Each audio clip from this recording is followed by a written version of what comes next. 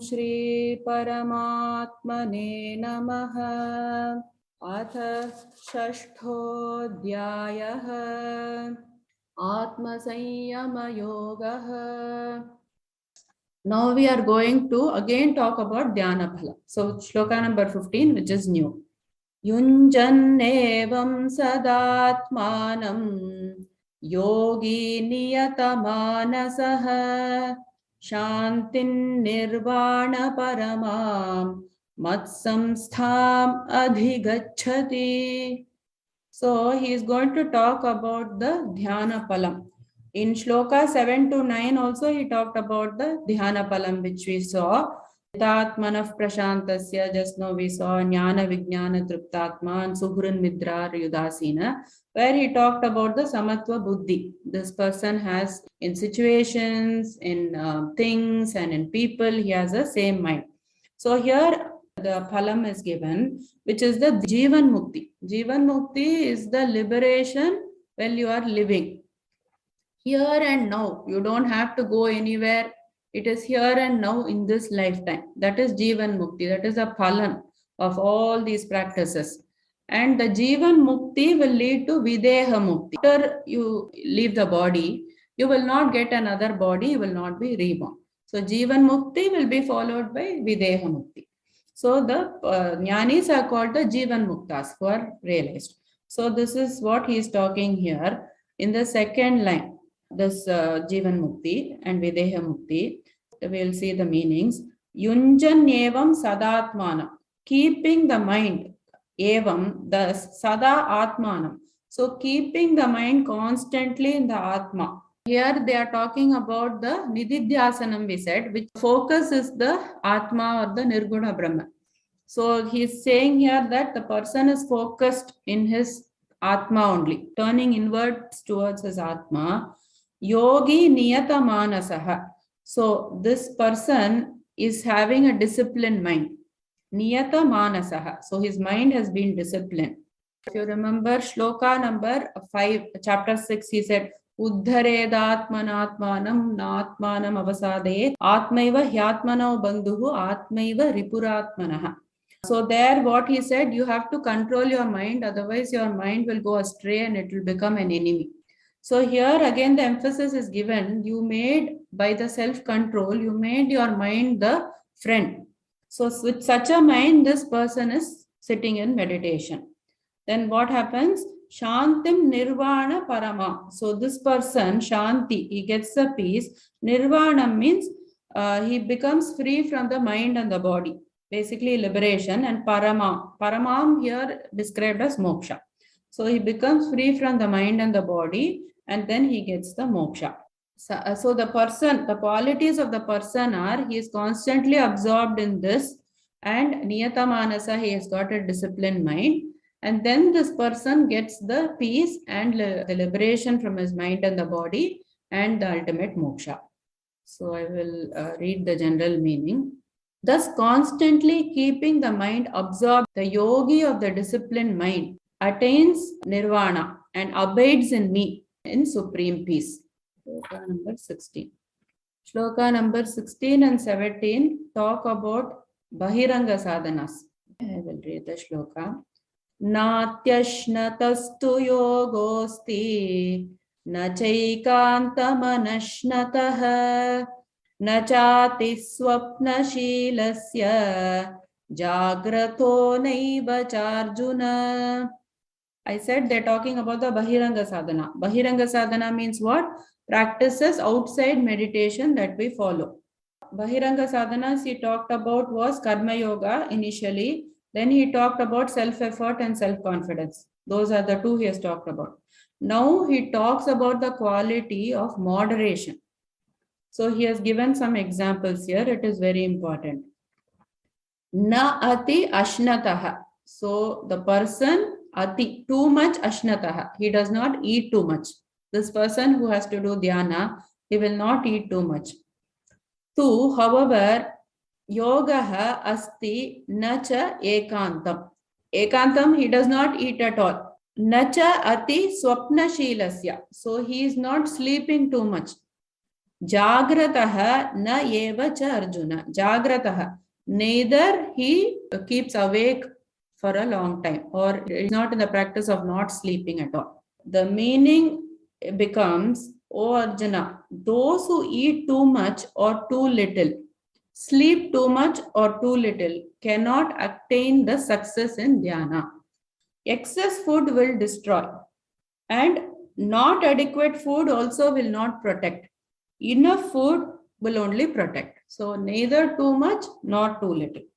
Then according to Yoga Shastra also, what it is said, that 50% should be the solid food, 25% should be the liquid food, and then 25% should be the air. So like that it is said. What are the rules that we have to follow? Before you eat, the stomach should definitely be hungry. And after we eat also, the stomach should be a little bit hungry. It should not be totally full. And then you should not keep snacking in between, because the example is given, if you are cooking rice, okay, you just put like a little rice. Then you saw somebody coming. After 10 minutes, oh, I will add some more rice in the thing, I'll cook. And then after some time, you see 2 more people coming to your house. You add. Will the rice be cooked properly? It will not be cooked properly. So once you put and finish, then fully let it digest, then become very hungry, and then you should eat. So that is what is prescribed. And then it is also said, if you eat once, you are a yogi. If you eat twice, you are a bhogi. Bhogi means a person who enjoys food. If you eat thrice, you are a rogi. Rogi means you are a person having disease. So these are rules, because for dhyana, unless external things are being practiced, if you eat full stomach, you will feel very sleepy when meditating. If you are very hungry, you will think about food. So you cannot focus. So that is why the moderation is prescribed. And example is also given of Buddha, who was extremely trying for liberation. He did extreme starvation. He could not get the liberation. Then one passerby, he just sang. He said, if the string of the veena is not strung properly, then also you cannot play. If it is too tight also, you cannot play the veena. He meant the veena instrument. If it is too tight, you cannot play. If it is too slack, you cannot play. The correct sound to come, it should be correct. Everything should be in moderation. Then after that, Buddha took the middle path, and then he got the realization. So this moderation is emphasized a lot. Moderation in everything. Then again, next sloka also, he's talking about moderation. Same continuation, Bahiranga Sadhana. It is about the lifestyle we will practice outside meditation. Yuktahara viharasya yukta cheshtasya karmasu yukta swapnavabodhasya yogo bhavati dukkhaha. Here he says moderation and certain other things. Yukta ahara viharasya. So yukta means moderate, ahara, eating. He talked about it in the previous shloka. Viharasya. Now he talks about recreation. Too much of recreation will pull you away. If you are all work and no play, that will also make you very dull. So just enough recreation to rejuvenate, but don't indulge in the recreation. So viharasya, in recreation. Yukta cheshtasya karmasu. So some people will say, okay, I am not into recreation. I don't like to go out. I keep working all the time. I want to build my business. I want to make more money. I want to get a lot of promotions. So constantly that is going on in their mind. So that person also cannot meditate. Not too much work. Yukta swapna avabodhasya. So yukta swapna avabodhasya. So he will also be regulated in sleep and wakefulness, that he said in the previous shloka. Yogi bhavati dukkhaha. Then what will happen is the yoga or the dhyana, which is the slayer of sorrows, will happen. Or this person will remove his sorrows due to dhyana. So only then the dhyana will be fruitful, he is saying. So here the general translation is, but those who are temperate in eating and recreation, balanced in work and regulated in sleep, can mitigate all sorrows by the practice of dhyana. Shloka number 18. Yada viniyatam chittam atmanyevavatishthate nisprihas sarvakamebhyah yukta ityuchyate tada. So here what he is saying is dhyana swarupam. First you fixed your lifestyle, then you fix the other things for the dhyana. Now in dhyana itself, what should you do? So we said that dhyana, there are two types. First is the upasana. Upasana is before the jnana. That you are the Atma Swarupam, you are the Brahma Swarupam. Like that, the knowledge you got from the Gita and such knowledge from the Upanishads and scriptures. Before that, you need certain qualities to absorb the jnana, we said. First, you have to make your mind peaceful, like you have to make your mind purified, and also you should make your mind still. If there is a lake, if you want to see at the bottom of the lake, you need two things. The water should not be muddy, and the water should not be moving, or there should not be ripples. When the lake is very clear, then you can see what is inside at the bottom. Similarly, to see inside, our mind is obstructing with all the impurities, all the things about the external world, and we don't have the stillness of the mind. Our mind keeps running. Two problems are there for the mind to progress in the spiritual path. So these two has to be tackled for spirituality before you get the jnana, or during the process of getting the jnana, you try to do all these things. And then for the stillness of the mind, what they said was upasana, where you focus on your favorite deity or the god, you do meditation of the god. So your mind will stop wavering, it will stop going from place to another, and you will be able to be still. So that is upasana, that is before the jnana, the knowledge, and that is basically what to still the mind, and it is done on the Saguna Brahman, which is God. Then we said, after you got the jnana, I am Brahma Swarupam, I am Shanta Swarupam, I am Purna Swarupam, I am Chaitanya Swarupam, all those qualities of the Atma or the Brahman, you focus on that. When you bring the focus to that, that is Nididhyasana, where you're focusing on the ultimate truth itself. So that is Nididhyasana, and that is what they are talking about here. What he says here is Yada Viniyatam Chittam. So when Viniyatam means a fully controlled mind, you have fully control your mind. You did upasana, you got the knowledge, you control your mind. Atmani eva avatishtate. It is just focused on the Atma. It is focused on the self inside. Eva avatishtate. It stays there. It is not going anywhere. Nisprihaha sarvakamebhyah. Nisprihaha. You are free from all the cravings. Sarvakamebhyah. So all the yearnings, all the things that the senses are pulling you, you are free from that. Yuktaha iti uchyate tada. So then at that time, what it is said, you are a perfect yogi.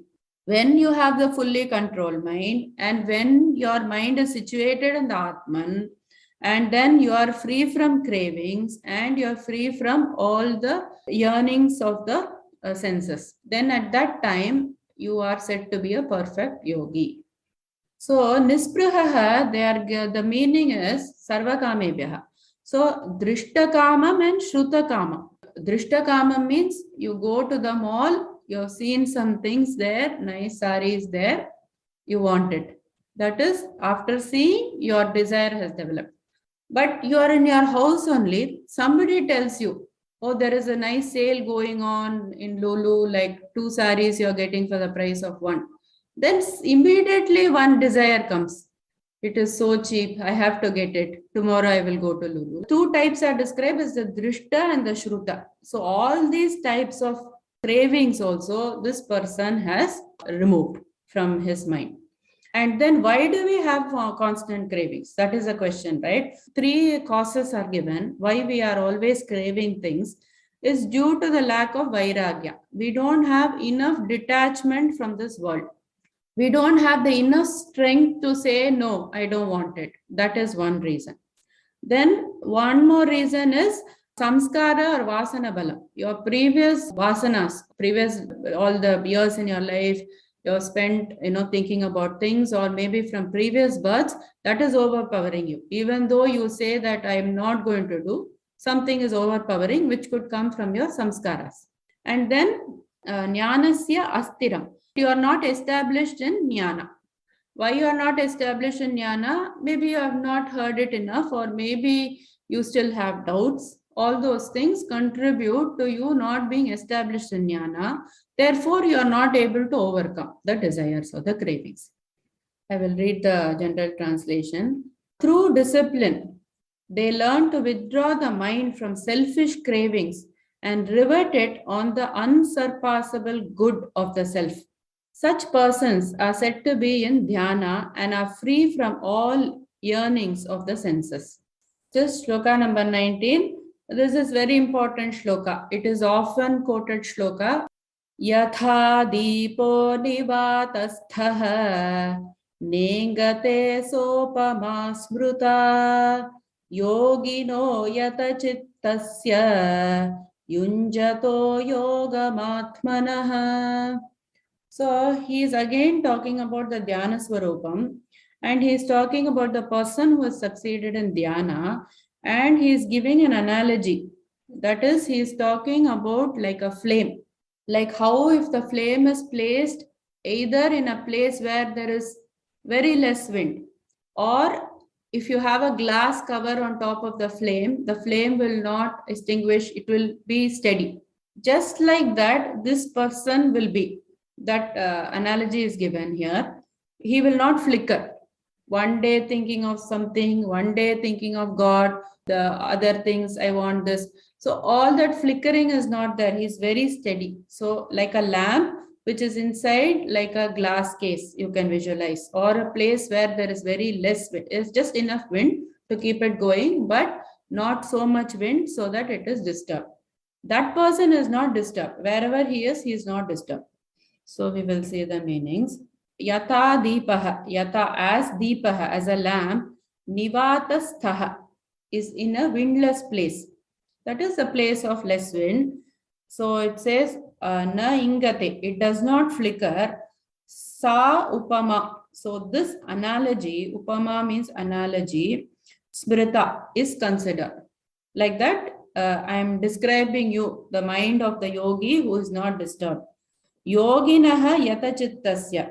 Yoginaha of the yogi, yatachittasya, whose mind is disciplined, yunjataha, he is practicing yogamatmanaha. He is meditating on the subject of the Atma. Yatachittasya, discipline, yunjataha is practicing yoga, he is in meditation, atmanaha, on the subject of the Atma. So the analogy is given also like this. The lamp is the stula sharira, the lamp itself, the physical lamp, and the flame is the mind, and the wind is the desire, which is going to try to make the flame move in all directions, or it is going to extinguish it, like that. So it is the desires that come and affect the mind. And the glass is taken as the vairagyam or the jnana. So because of the vairagyam, the self-control, you can stay fixed. That is one way. But if you have the knowledge, the jnana, that all this is very futile. All that I am looking for in life, the praises or the objects or the people, all this is not permanent. Like that, if you get the jnana, and what is the permanent thing is to go inward and to realize your own self, who you are, the truth and the true nature. Then with that knowledge, what you can do is be still. So the desire is what will shake the lamp, and we need to put a covering by putting the jnana and vairagya. There, on top of the mind, we need to cover it. This is the truth, and my mind should not move. If we put like a colored glass for the lamp, then what happens? It will take that color. When we see from outside, if there is a blue color glass, it will show blue color. Like that, what we are doing is, we are thinking that the body and the mind is me, and we are doing all these things thinking about the body and the mind only. but we don't know our true nature. The sorrow, the disappointment, we feel we are not complete is coming because we have attached ourselves with the mind and the body. So that is what the truth is being told. You are not this. You are Chidananda Rupam, you are Shivoham. It doesn't sink in, but constant exposure to this will one day it will make the breakthrough. So the quality of the Atma is basically Sat Chit and Ananda, which is Sat is existence, Chit is consciousness, and Ananda is bliss. So this is what the yogi meditates upon in Nididhyasana. General translation is, just as a lamp in a windless place does not flicker, so the disciplined mind of a yogi remains steady in meditation on the self. Shlokas 20 to 23 are also very important. Talk about the Dhyana Palam, which is the Jivan Mukti. Describe in different ways. 7 things he is going to say. This will happen, that will happen, like that. Because we are all different. The palans will be given. It is the same palan, but it is packaged in different ways. And 7 of these will be told in Shlokas 20 to 23. I'll read this.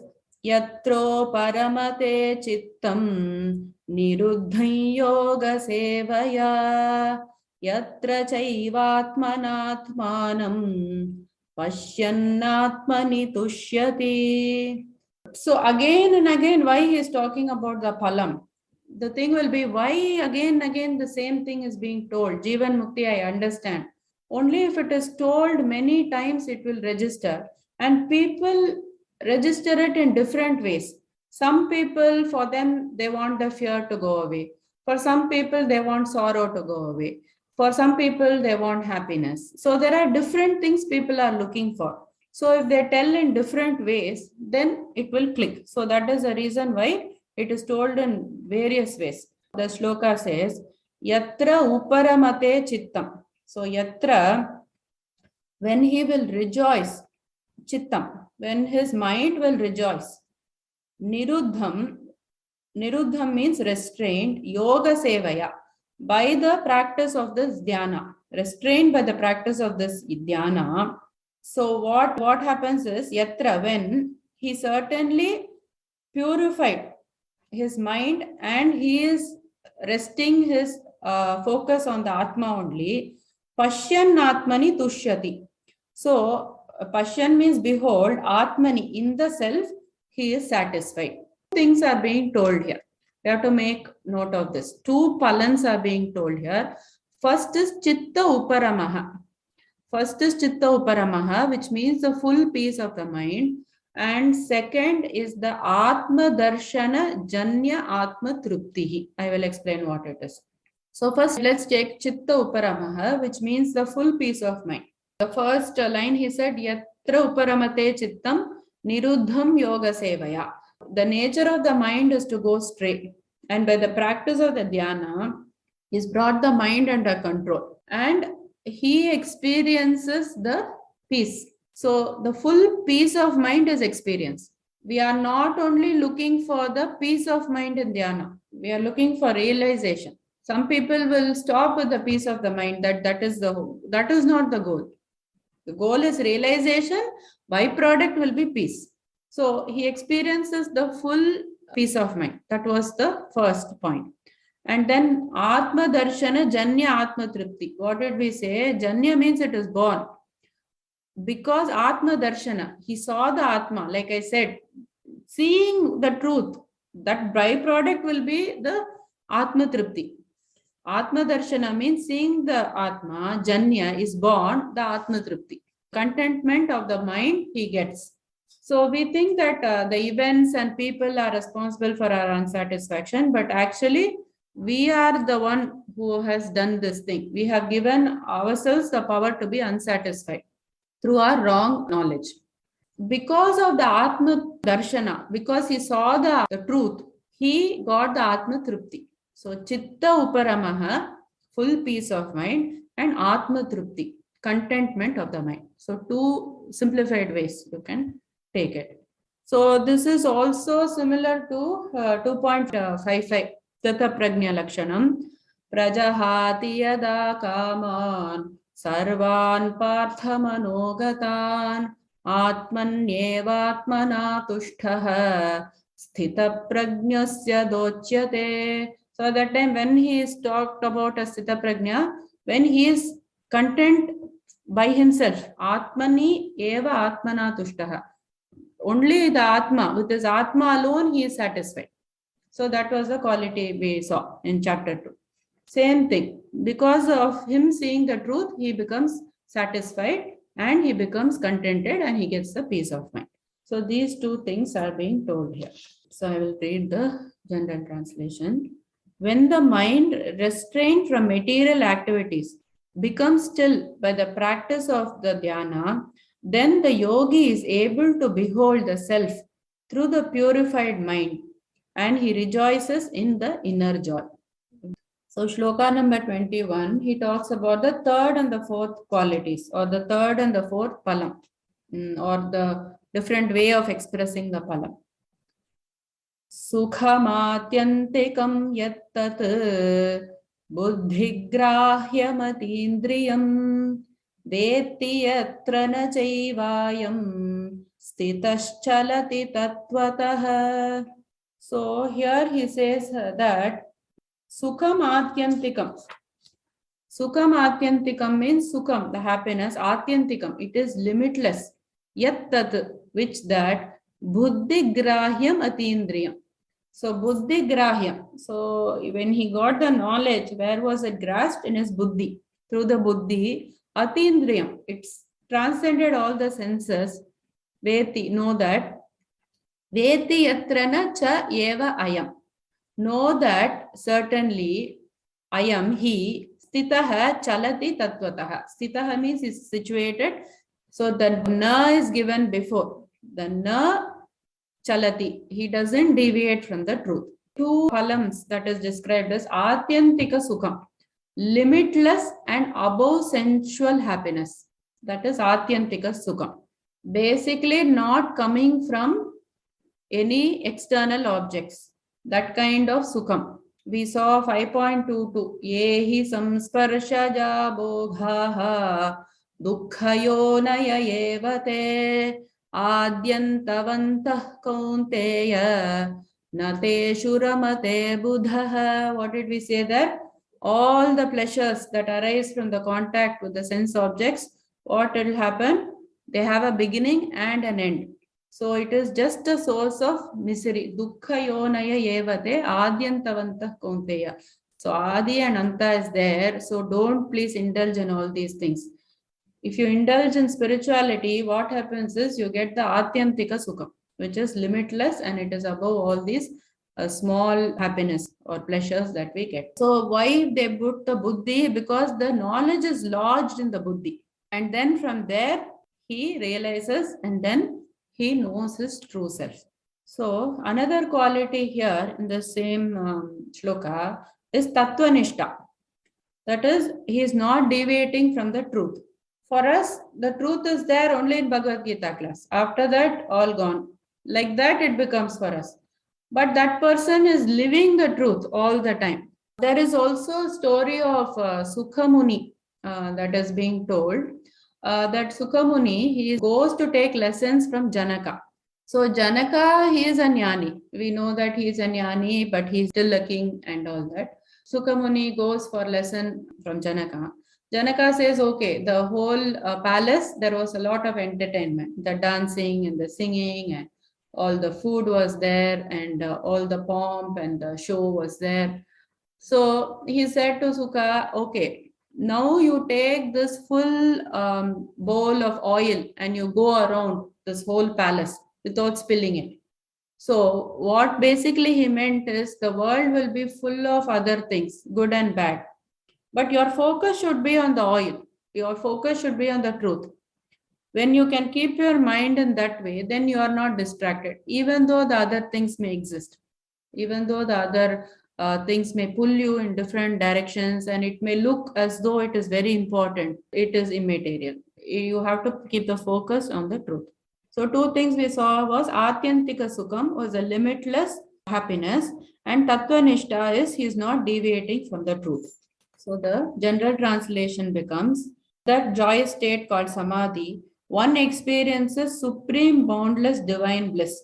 And thus situated, one never deviates from the eternal truth. Yallabdhva chaparam labham manyate nadhikam tatah yasmin sthito na dukkhena gurunapi vichalyate. Here he is talking about the other two qualities. Yam labdhva cha aparam labham. Yam labdhva, which having gained, cha aparam labham. There is nothing other to be gained or attained. Manyate nadhikam tataha. So manyate, what he considers, na adhikam tataha. He does not consider anything greater than that. Yasmin stitaha na dukkhena. So he is yasmin, in which stitaha, being situated, na dukkhena, by sorrow, guruna api vichalyate. Guruna means the heaviest or the most greatest of sorrows, api vichalyate. He is not shaken. So what they are saying, two things they are saying is niradeshaya labham. That means there is nothing greater to be attained. After realizing yourself or realizing the truth, attaining the Atman alone is labham. There is no other greater gain at all. So that person who realizes the truth knows that there is nothing more to be gained or attained in this world. And second is dukkhena avichalana. He is not moved by sorrow. All the things will happen to the jnani. Like for Ramakrishna Paramahamsa, he was suffering from cancer and severe throat pain was there. He was a jnani. Throat pain, is it there or not there? It is there. His disciple comes and asks, how is your health? He says, oh, I have throat pain. Then the disciple says, but you seem to be in supreme bliss. Then he says, oh, the rascal has found me out. He has the pain, but he is not affected by that pain, like we all do. So all the things will happen to them, falling sick, but they are not affected by it. They will be in bliss, whatever happens. So gurunapi vichalyate, he is not moved by sorrow. So the general translation is, having gained that state, one does not consider any attainment to be greater. Being thus established, one is not shaken in the midst of great calamities. Now the last shloka. Tam vidya dukkha sanyoga viyoga yoga sangitam sanishchayena yoktavyaha yogo nirvinna chetasa. We have to tell it together. Tam vidya dukkha samyoga viyogam yoga sangitam. Like that we have to tell. Here what is being said is the seventh quality, the last quality, that is the dukkha sanyoga viyogam, being removed from the union of misery. Tam vidyat, you should know that dukkha sanyoga viyogam or dukkha samyoga viyogam, state of removal from the union with misery. You are united with misery. Now, you are removed from the union with misery. This is a name given, yoga sammitam, sanishchayena yoktavyaha. It should be resolutely practiced. Nischayena means resolutely, yoktavyaha should be practiced. Yogaha anirvinna chetasa. Yogaha means the moksha. Anirvinna chetasa means the person with the undeviated mind will have this kind of a fruit or phalam. So the general translation is, that state of severance from union with misery is known as dhyana or this yoga. This yoga should be resolutely practiced with determination, free from pessimism. So here, what did we see? Yoga generally means union, but he is talking about its yoga samhitam is the name given for dukkha samyoga viyoga. So total removal from the union of the misery. So anirvinna chetasa, it should be practiced with an undeviated mind. People should not get dejected. You should keep trying. Be constantly engaged in this. The 7 qualities quickly we'll recap. First was in shloka number 20, chitta uparamaha, which means the full peace of mind. Atma darshana janya atma triptihi. Knowing the Atma, because of that, the contentment of mind is born. From there it is born. So that was second point. Third point was atyantika sukha, limitless happiness and above sensual pleasures. Tattvanishta, not deviating from the truth. That was the fourth. In shloka number 22, the fifth quality was Niradishaya Labham. There is nothing higher to be attained.